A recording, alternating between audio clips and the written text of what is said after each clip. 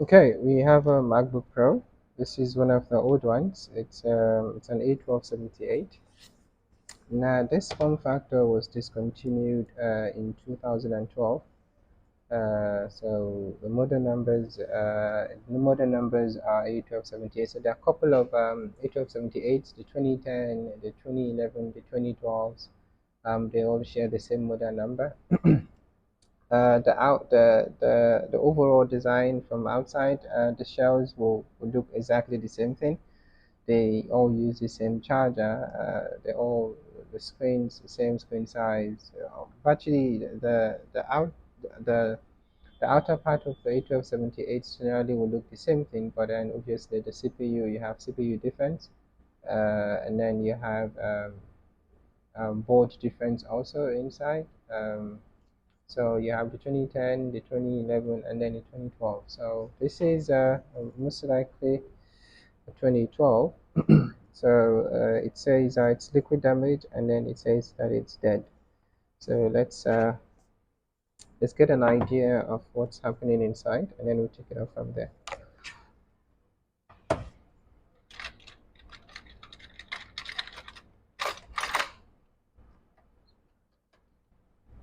We have one missing screw here, and then another one.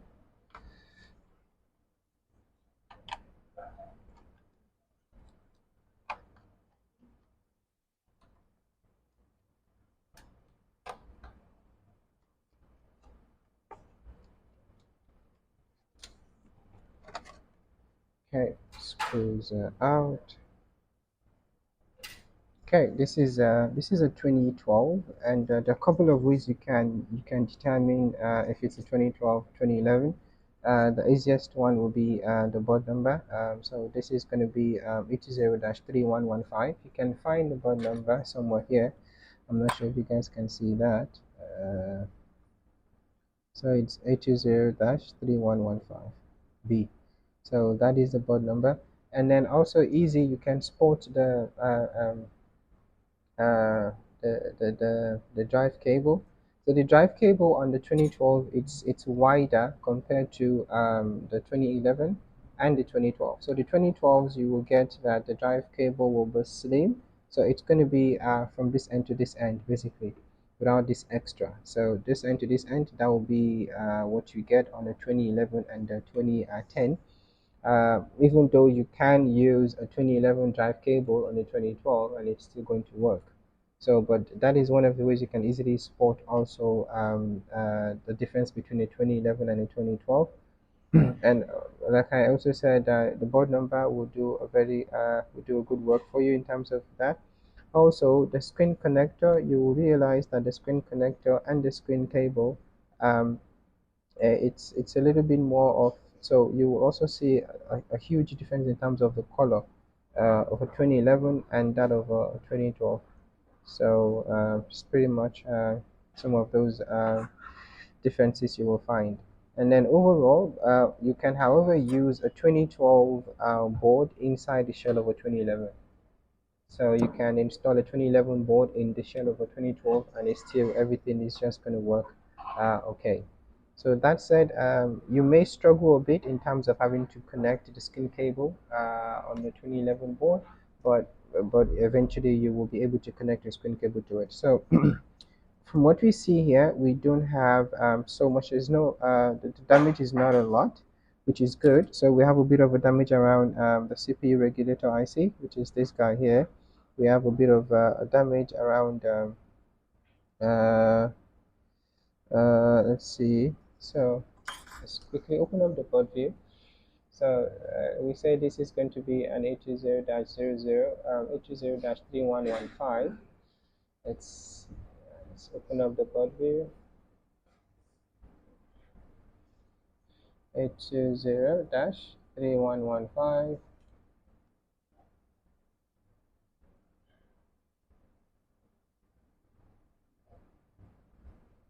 Okay, so this is the board. Let's flip to the other side.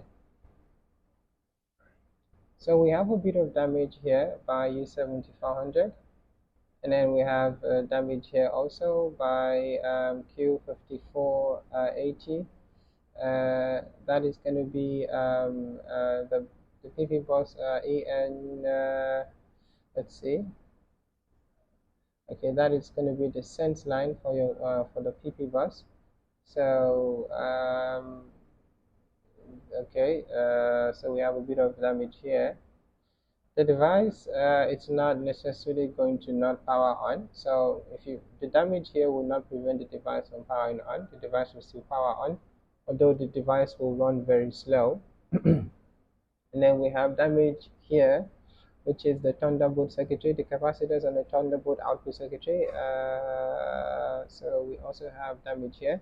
Now the damage here, it's let's see.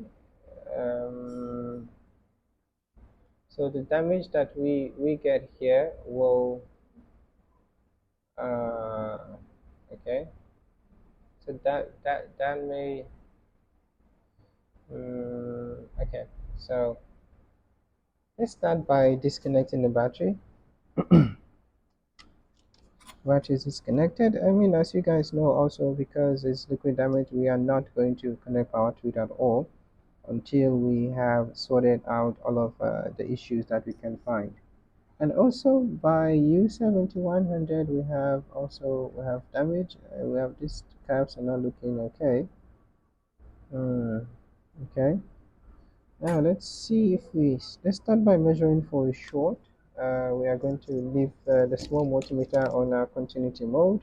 We'll place our black probe on ground, and then our red probe is going to be our point. Let's see what we have on our PP bus line. Using the fuse, and we don't have a short. PP3V42. We don't have a short of PP3V42 either. Okay.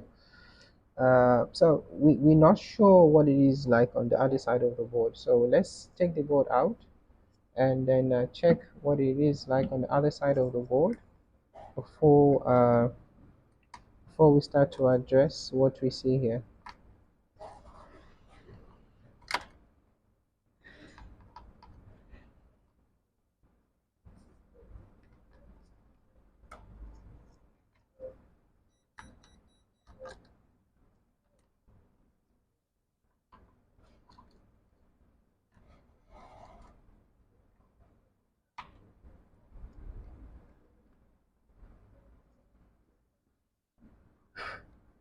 We also have a bit of corrosion here, even though that's not major.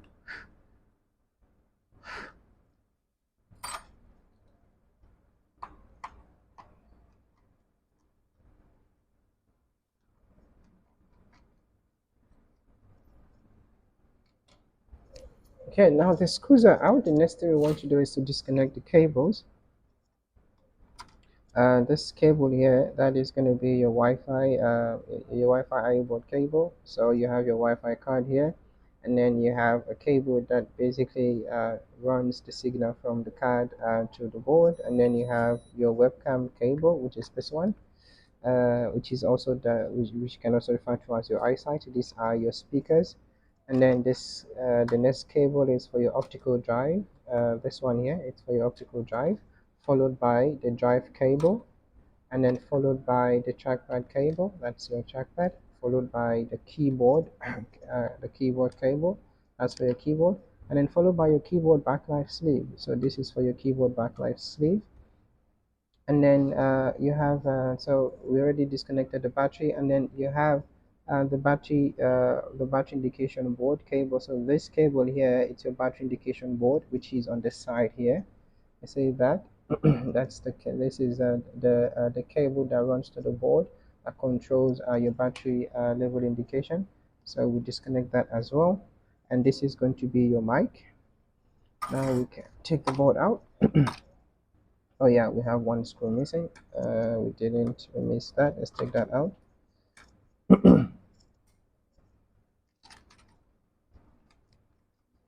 Just like every other board, make sure you are aware that there is no more cable holding down your board before you you take the board out. If you get any type of resistance, just be sure that all of the cables are disconnected before you continue to pull the board out. So that is out. Let's now flip the board to the other side, see if anything stands out.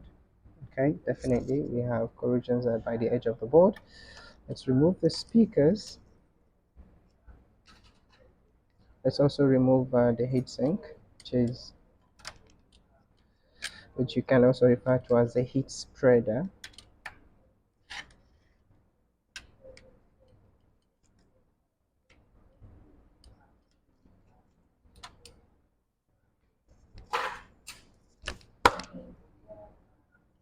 We're not going to be needing that for now. Try to dust the board.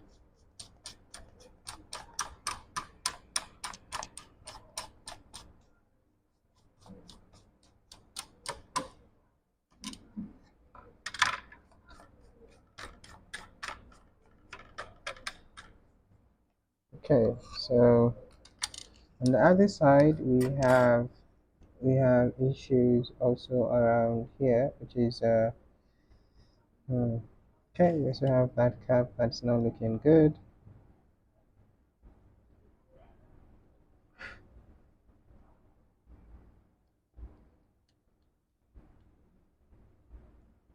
Okay, overall the board is not so bad, which is good.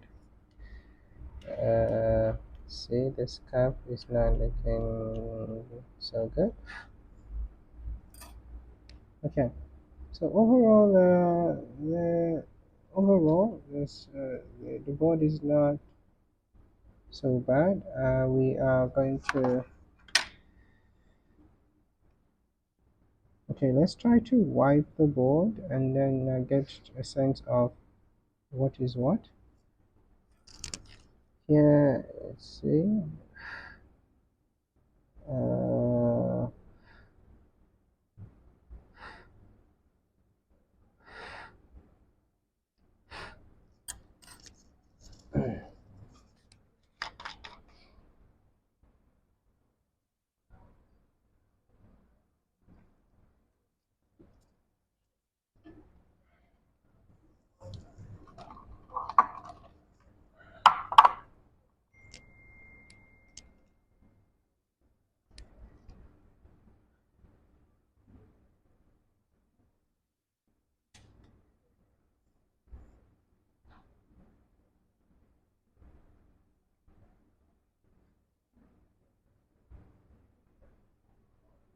okay, we we're going to replace that, but I don't see any direct threat which would prevent the machine from starting from that angle. Uh, let's see, do we have a short here by this capacitors?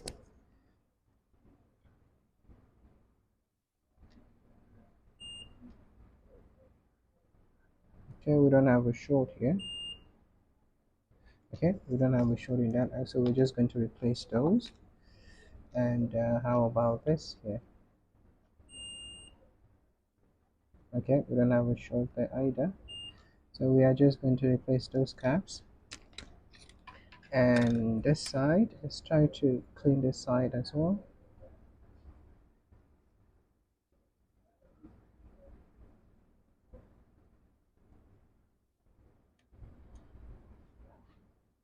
If we don't find a short, what we are just going to do is just to replace some of the components that were affected,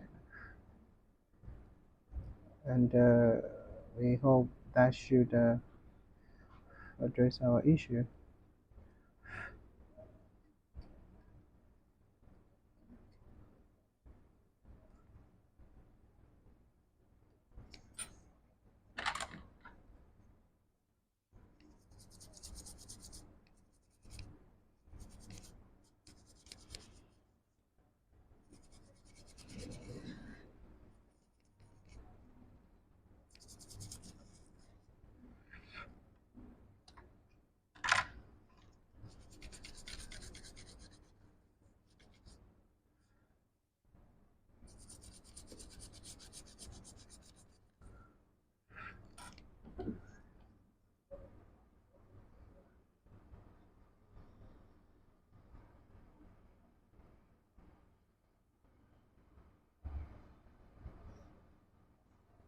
Let's also remove the edge bonding for the SMC.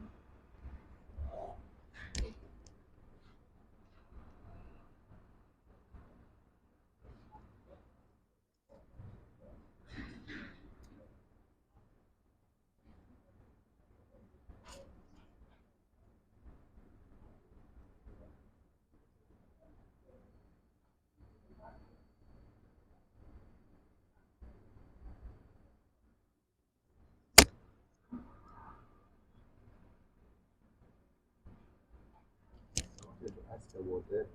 Yeah, So if I don't remove that binding, an example for a guide, when I take out the SMC. the SMC, is it going to work or it will cause problems with it? It's gonna work, but it's better to remove the edge bonding in case you have any type of dirt trapped under the SMC.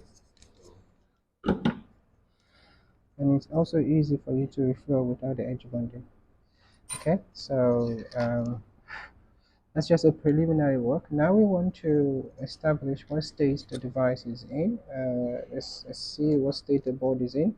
We are going to replace almost all of the components that are affected, but we need to start troubleshooting from somewhere. To do so, we need to connect power to it.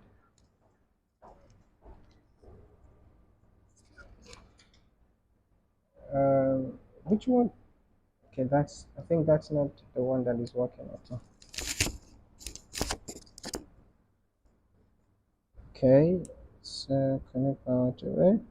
By the way, even if we did connect power to it and then the board starts, we are not going to leave it at that. We are going to replace most of the components that we see are going to fail. And for example, the sensor area here, we also need to make sure we address that. If not, the device is going to run slow. So let's see what we get.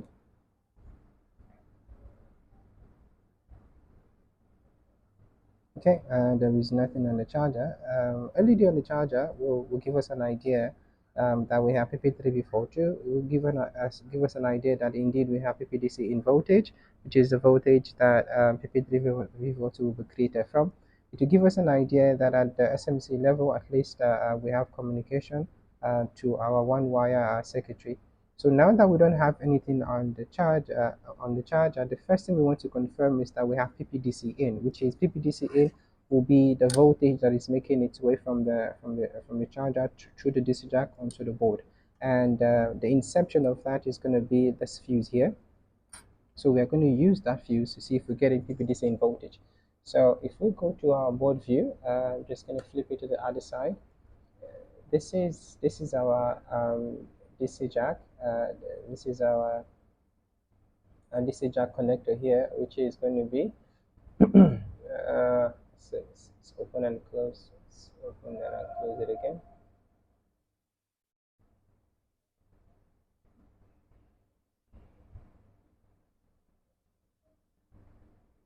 So this is our DC jack connector, which is J6900.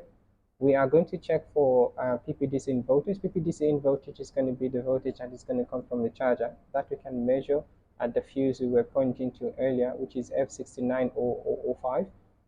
Because in order for us to have PP3P42, in order to have anything going on the board, we need to have voltage, which is we need to have power supply coming from the charger. Since this is our only power source, there has to be power here in order for anything to happen on the board. So we want to check to see if we have voltage at our PPDC in. We can check F6905.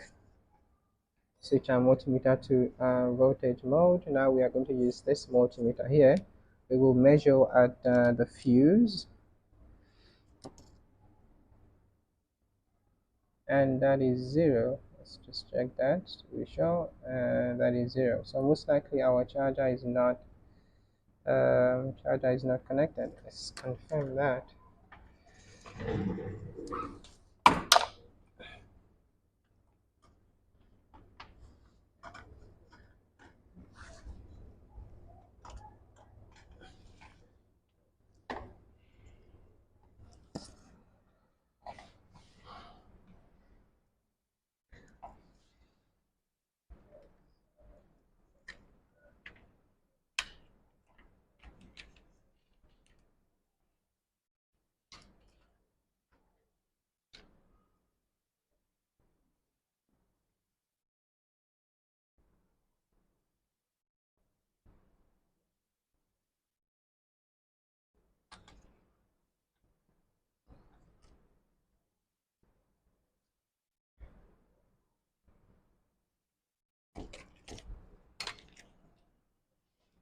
Okay, so it seems the chargers seem to be connected. So what I want to do is I'm gonna test this board to see if our problem is connected, if it has to do with the board. So let's try this board.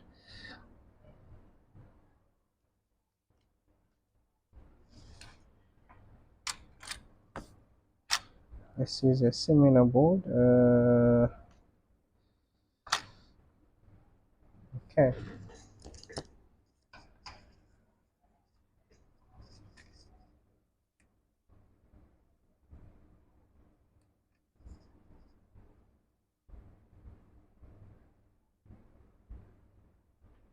nothing. Let's see. Do we have PPDC in voltage?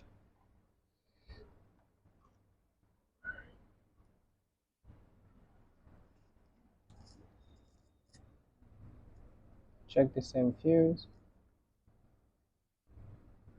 and we're getting zero. Okay, so let's just check with a different DC jack before. Usman, can you confirm that this charger is probably connected?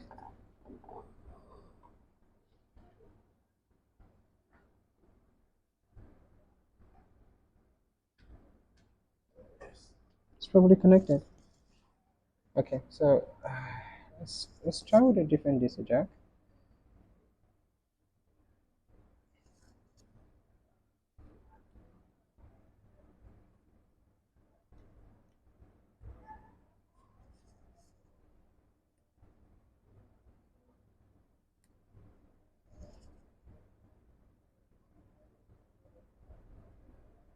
Uh, let's see. There is still have nothing on the charge. DC in voltage still zero. Okay, so at this point, it wouldn't be that this board definitely, even if the board is not working, we should definitely have PPDC in voltage going into the board, which at the moment we don't have. So let's let's check this charger. Can you let's change the plug, Usman? Use the other one. No, from there. Okay, yeah, you can also, yeah, that's fine.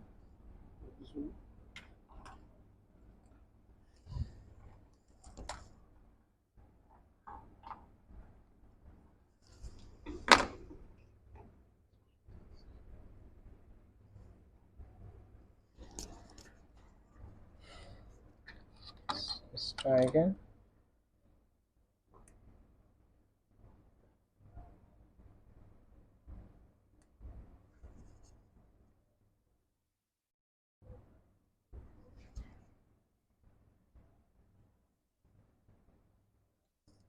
Sorry. Okay, now at least we now have PPDC in. Let's now go back to our board. Usman, what time is it?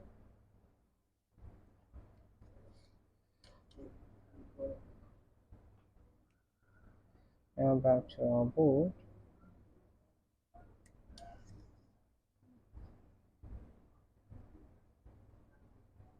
Okay, we still don't have LED, but at least let's see if we have PPDC in voltage now. Okay, now we have PPDC in voltage, that is good. Let's flip the board to the other side. Let's see if we have PP3V42. We can measure the PP3V42 by this inductor here. Left here, then 3.4, 3.5. Okay, 3.5. Expecting 3.4. Okay, let's see what we have on the PP bus. We can check for PP bus voltage on the fuse here.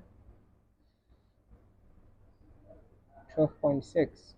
12.6 is very suggestive that our SMC is having proper communication with our ISL, which is this guy here. So 12.6 is exactly what we're expecting to have. Okay, so if we do not have, so now it's time for Salah. When we come back, we will work our way to how our one wire circuitry is powered. and then we'll address our problem from there. So after that problem is addressed, then we will obviously now go over all of these components here, replace them, and then we'll come back to also the components, so replace them, and then also replace this ones, and then afterwards that should be it.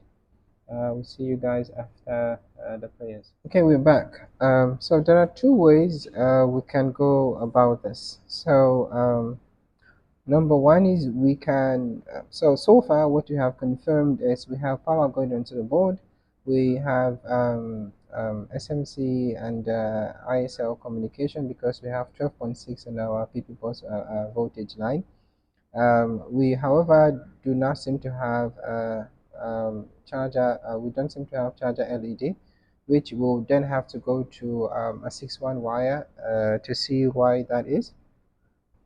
Now, there are two ways we can go about this.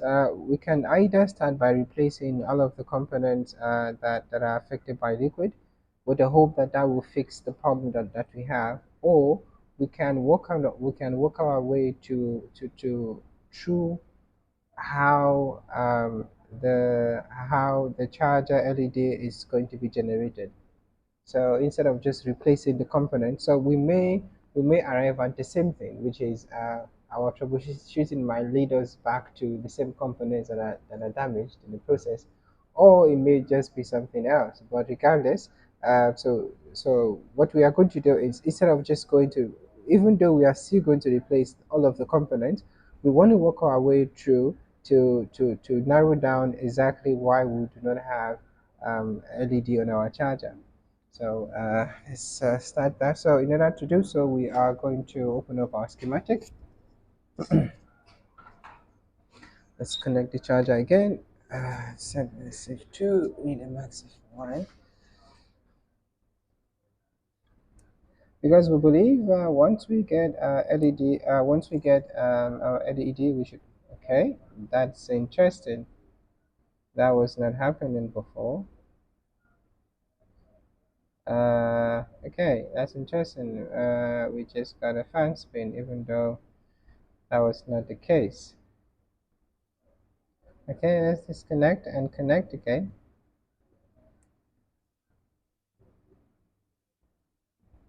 We still have a fan spin.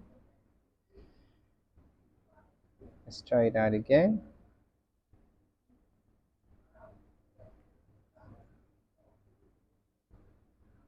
We still have a fan spin. So initially we had PPTC voltage going onto the board, but there was no fan spin.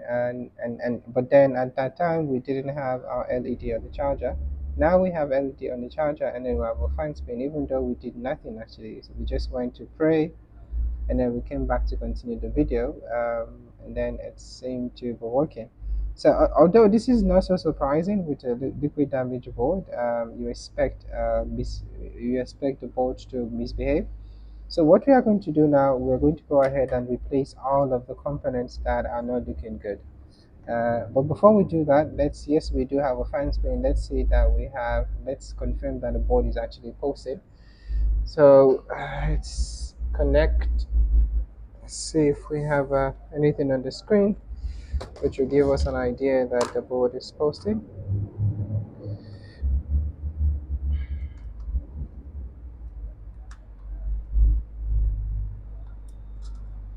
We can also connect the speakers. So chime from the speakers will also give us an idea.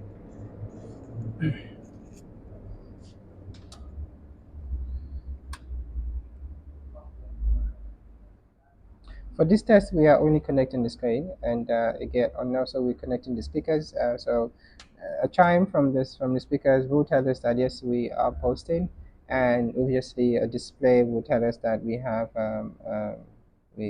display as well as a backlight. Okay, we have fan spin. We have a chime. Yeah, interesting. We have a chime, which would mean that most likely we have a backlight. So that is our backlight. I'm sure you guys can see that. If we flip the screen to the other side, we should be getting an image very soon. Question mark folder. which indicates there is a missing boot part.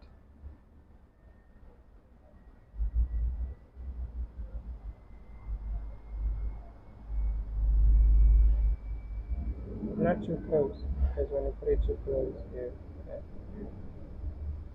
Remember it's a white background, so when you put it too close, you might not get it. The dark side there, the ring light. Ah, I see. Do you get it like that?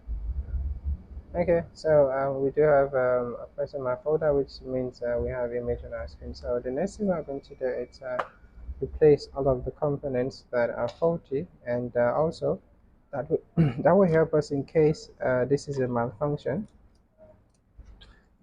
In case any of the components is malfunctioning due to liquid, which is if we don't replace those components, we are sure to have the same issue again, as which is the device not powering on. So we are going to go ahead and replace all of the components that we found to be faulty. Not necessarily faulty, but affected by the liquid.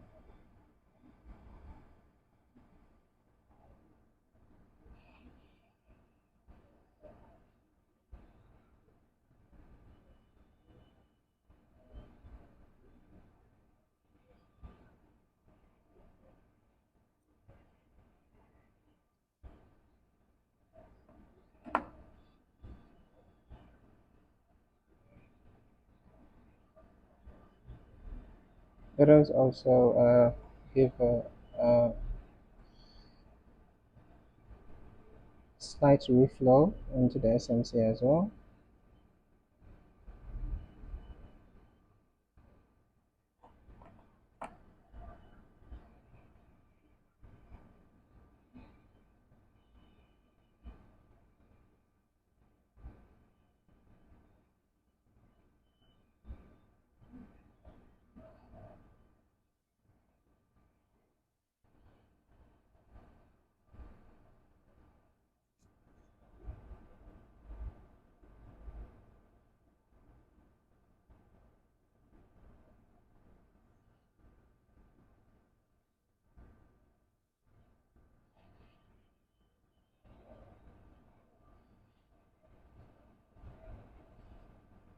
Okay, let's get a donor board to transfer the components.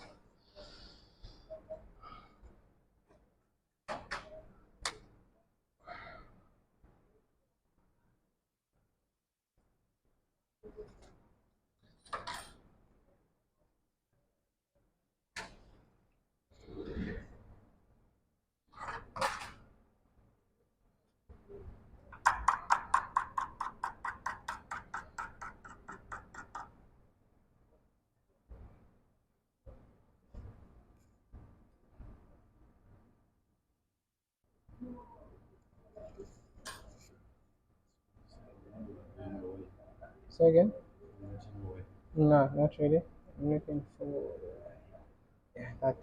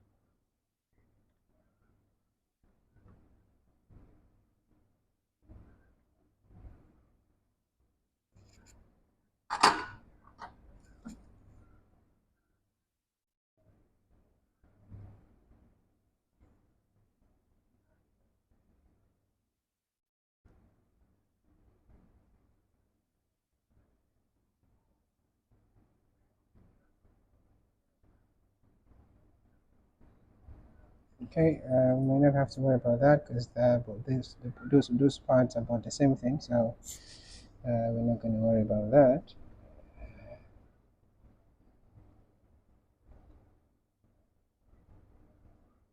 And then this. Okay.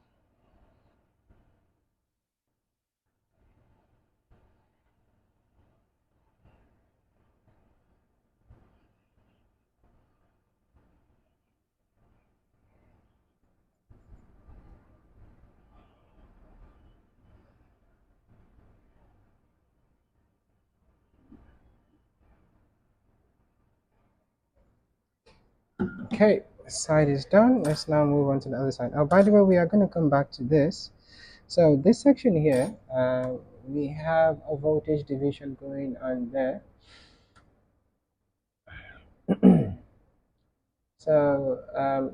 This is so we have this is PP bus. We're supposed to get 12.6 volt here, and then here we're supposed to get less than 12.6 volt because we have a division here. This is So these are voltage dividers. These two resistors here, they are voltage dividers. What that means is what we start with at the beginning of the resistor should be less than what we get.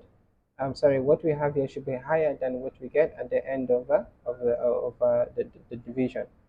So we are going to, so if we have a problem, so um, this Q54 480 is going to give, let's see, let's just flip that to the other side.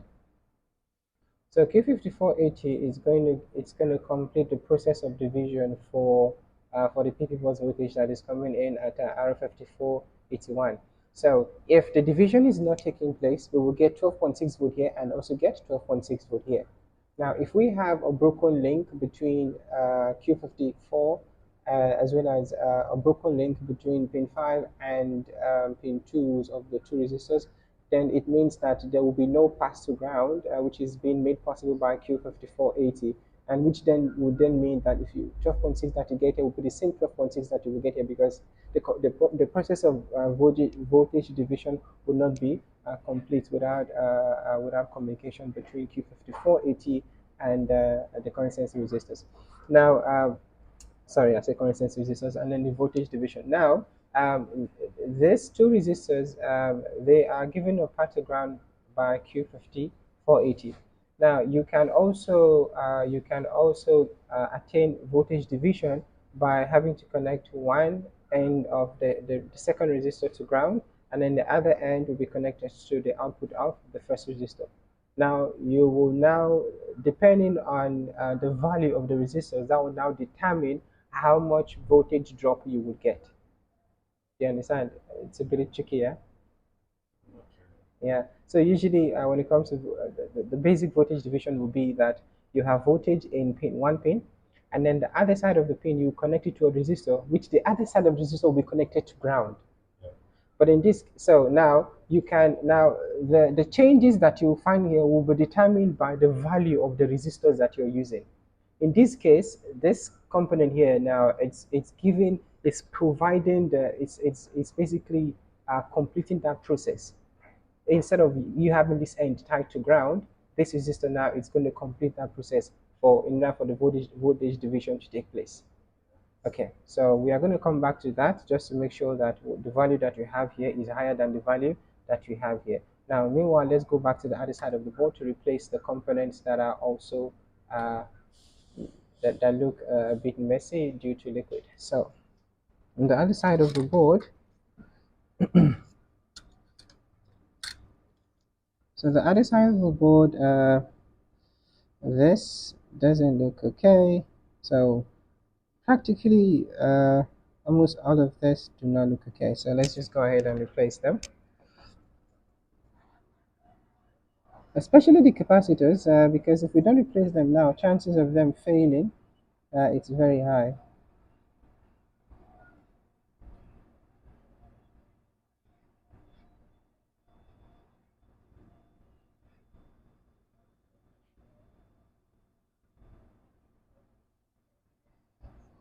Can you see the cap from there? I'm not, I'm not replacing. Moving is small. Yeah, not this one. I said a cap. Is this a cap? That is an inductor.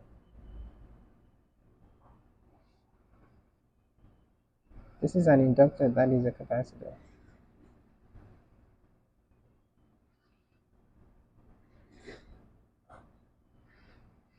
Followed by this resistor here, and followed by this capacitor here. That needs to go.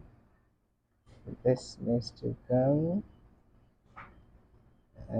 Needs to go. That needs to go. This needs to go. That needs to go. That needs to go. That needs to go. That's still seem fine. So, but this resistor needs to go. This guy needs to go. What else? This guy needs to go. What else? This resistor here needs to go.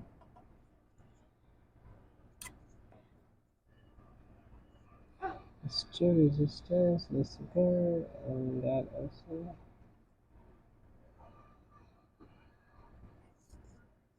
Now this needs to go as well. This needs to go. There's two resistors here. They're looking the same, but I think we're gonna just remove them. Yeah.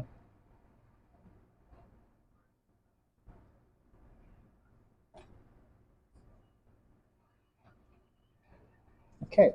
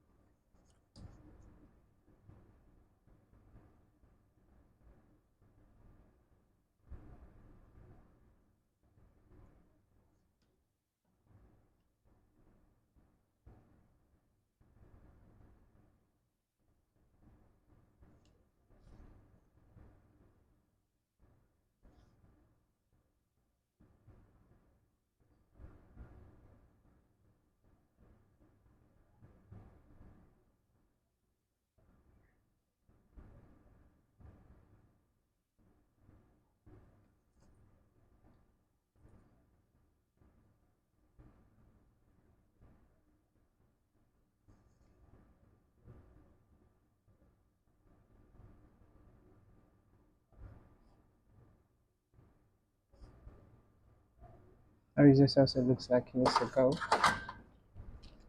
The resistor beside.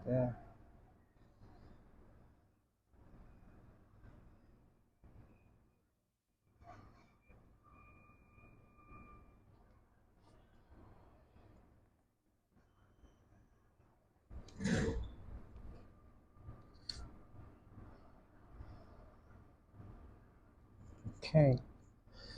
Now we can start to make the replacement.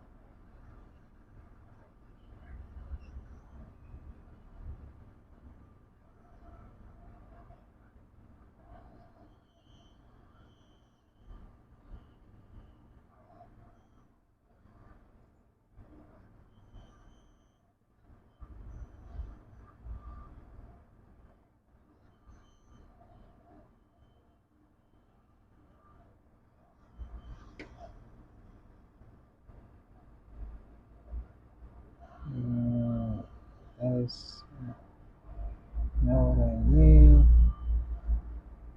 Okay, that cap. Let's see. We need to get. We can use this one here.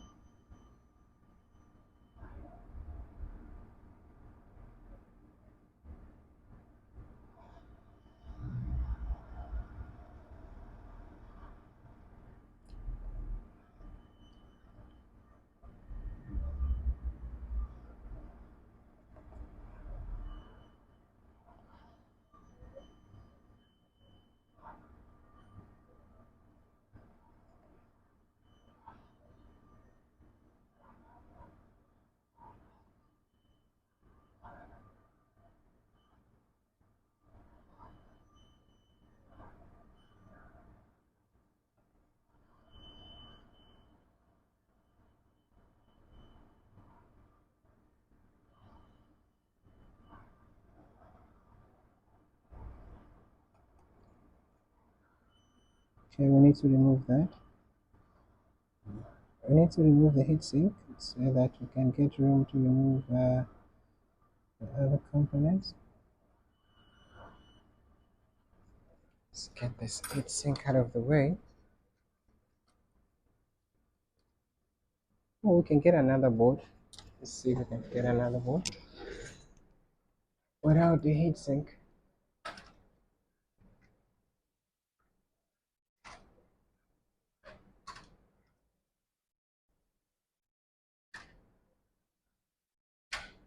Stuff gonna.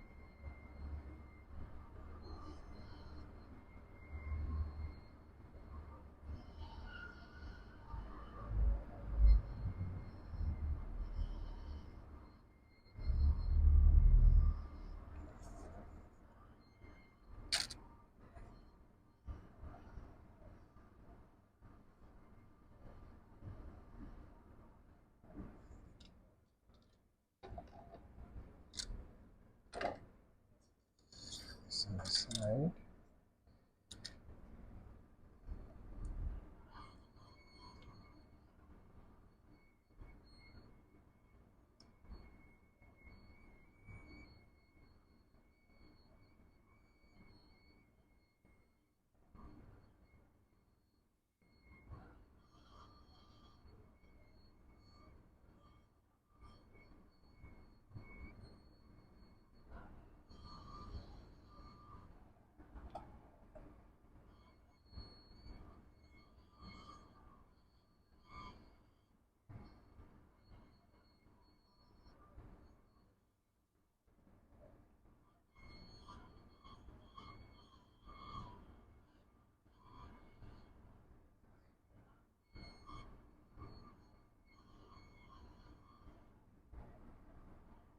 Yeah, that also needs to be.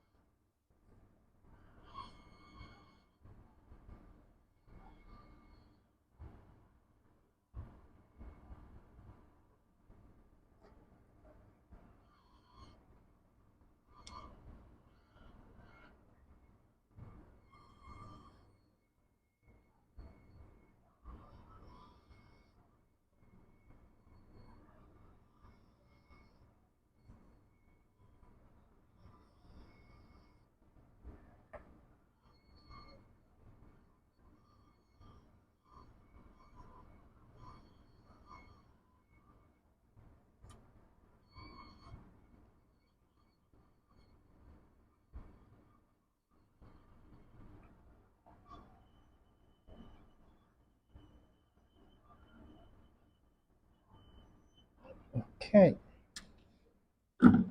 Now, so one of the things to look out for when you are making a large transfer, component transfer like this one, is for you to make sure you have an identical. You are doing the replacement from an identical board, because one of the common issue may be that you may replace a resistor with a capacitor. Yeah, because because you have a lot of components and you're not really keeping track. So, but if you have an identical, if you are directly transferring from an identical board, that is fine. But if you don't have a board that you're directly transferring from, You may want to make sure you have at least a board that you use as a reference, so you do not install a capacitor in place of a resistor and a resistor in place of a capacitor. So our replacement is complete. The next thing we are going to do is to clean the section and then test our board just to be sure that we still have a fully functional board. Aha, and then on the other side, we did mention that we're going to replace this by the ISL. So let's replace those. Even though we don't have a problem there, we just how we doing this because this is more of a preventive measure in future.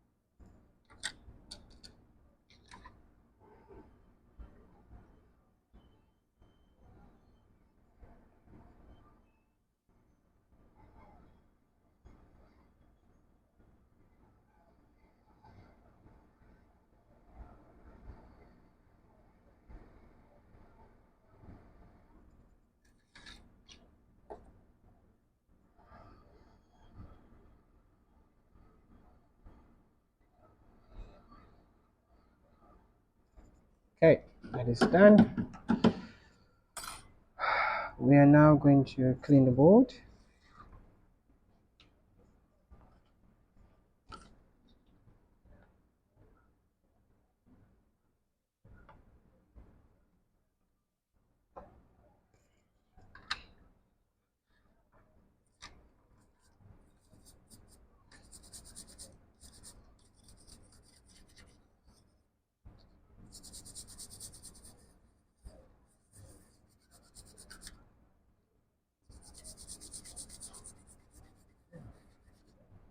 Remember we mentioned that circuitry we need to see if we get in a proper, yeah, proper voltage division. We're still going to do that.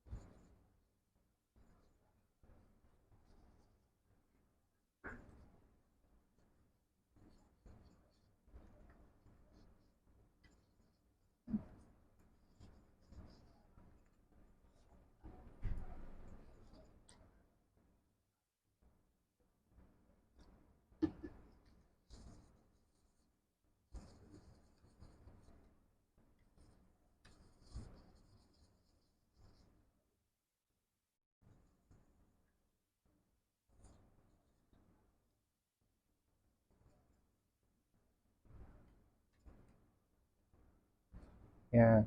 So that's the difference between that and the other one. Yeah, it will wipe it off. But Tinas wouldn't do that.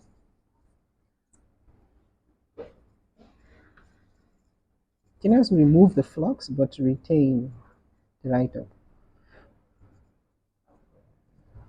Acetone will remove everything, everything.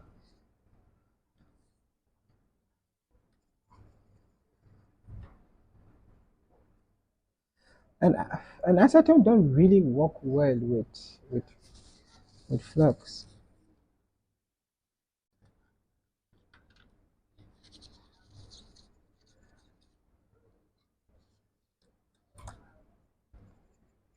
Those tissues are not for that, eh? They're for board cleaning, eh?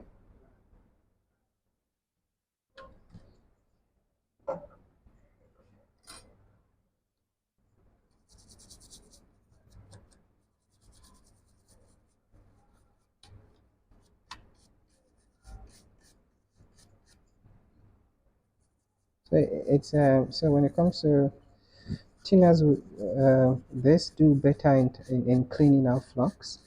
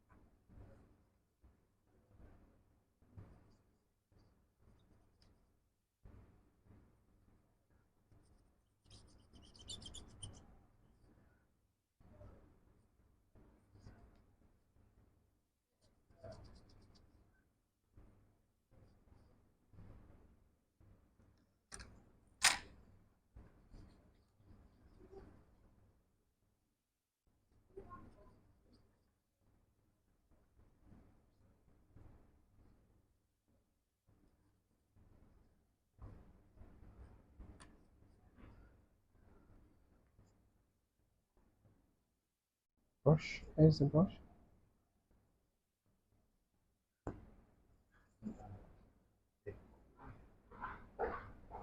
Usman is here.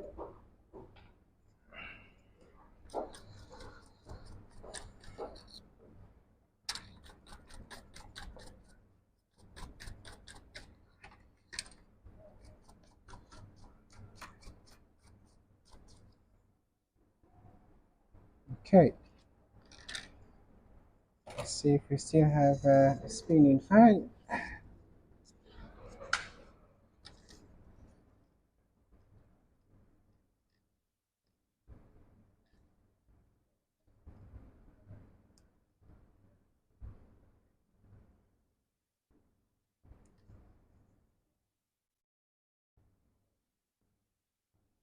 Okay, we still have a spinning fan. Now let's see that our voltage division is complete here. So we're supposed to get 12 volts in the beginning of the circuitry, and then we should get less than that. So we should get 12 volt here. Yeah, 12 point something, and then we should get less than that here. Yeah, that is working. So you see, so in the beginning we get in 12, and then here we get in 6. That's fine. So if we were getting less than that, so that would mean that the secretary is not working the way it should. Okay, that's fine. Which component is that? This this one, that's the voltage. So here, see the beginning we get. So in the beginning here, you will see we get 12.6, which is the PV volts voltage, and then here we will get less than that, which is 6.2. So which means that is voltage division taking place. That's good. So we're just gonna confirm that we still have image on our screen one more time, and then this can be finalized.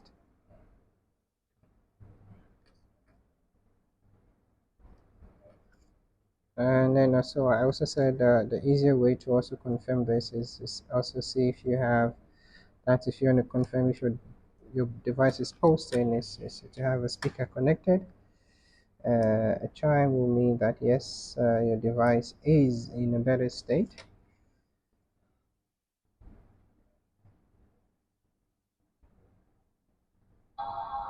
Get a chime, that's good. And then there, that is a beautiful backlight. And then on the other side, should be getting a question mark folder any moment from now.